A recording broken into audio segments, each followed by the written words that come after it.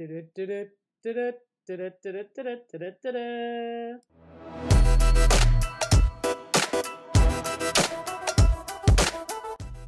zusammen und willkommen zu noch einem weiteren Unboxing von EMK. Sorry Leute, ich muss das machen. Das ist so cool. Heute haben wir die Rosaroten Panther. Wie cool ist das denn? Die 60. Jubiläum. Sehr cool. Ein und Silber, Stempelglanz. Das ist ein Premium-Anlagemünze.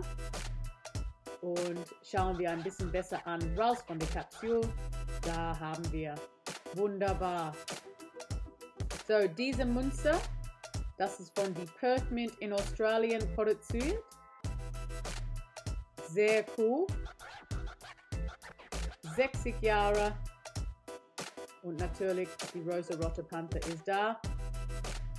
Das ist für der Lande Jubiläum geprägt. 2024. Und schauen wir hier ein bisschen mehr in der Nahe. Immer schön. So schön geprägt. Sehr nett. $1. Königin Elisabeth II. Sehr schön. Oh, das glanzt. Was ich liebe über diese Münze, ist, dass so viel loose ist. Ne? Diese ganz große 60.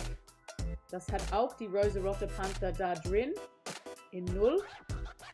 Und die Rosarote Panther da auf die linke Seite. Und die Pfotenabdrücken überall. Das ist sehr, sehr süß. Ehrlich, was für eine schöne Münze. Und ein schöner Thema. 60 Jahre, meine Güte. Meine Güte. So, die Auflage für diese Münze, 25.000 Exemplare. Nicht schlecht, oder? So, wenn du ein Fan von die Rosarote Panther sind, oder? Premium-Anlagemünze. Du kannst bei uns schauen, das ist www.emk.com. Natürlich, das gibt die Rosarote Panther und mehr von Premium-Anlagemünzen. Mega.